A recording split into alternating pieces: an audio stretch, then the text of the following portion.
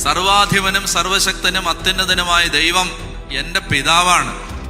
ആ ദൈവത്തിന്റെ കരങ്ങളിലാണെല്ലാം. ആ ദൈവം എന്നെ സഹായിക്കും. നിന്റെ ഓടാമ്പൽ ഇരുമ്പും പിത്തളയും, നിന്റെ ആയുസോളം നിന്റെ ശക്തിയും യശൂൺ നിന്റെ ദൈവത്തെ പോലെ ആരുമില്ല. നിന്നെ സഹായിക്കാൻ അവിടുന്ന് മഹത്വപൂർണനായി വികായസിലൂടെ മേഘത്തിന്മേൽ എഴുന്നള്ളുന്നു.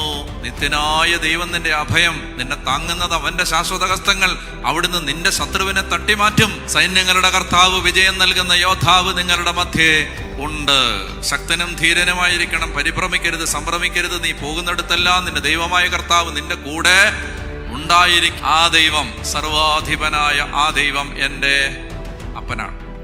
ബൈബിളിലെ ആദ്യത്തെ പ്രോമിസാണിത്. നമ്മൾ ദൈവത്തിൻ്റെ മക്കളാണ്.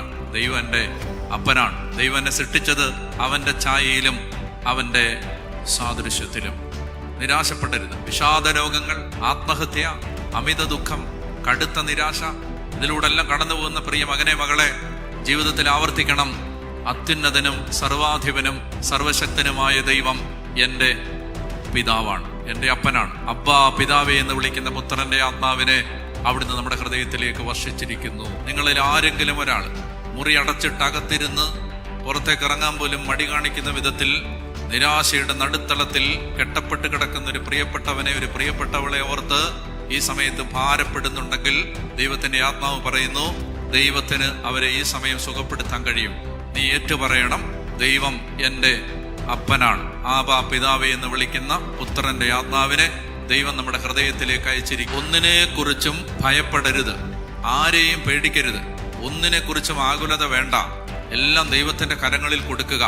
അല്പസമയം കൂടി കാത്തിരിക്കുക. വഴികളും വാതിലുകളും തുറക്കുന്ന ഒരു ദൈവത്തെ നിനക്ക് പരിചയമുണ്ട്. ദാവീദ് ഭവനത്തിന്റെ താക്കോൽ അവൻ തോളിൽ വെച്ചിരിക്കുന്നു.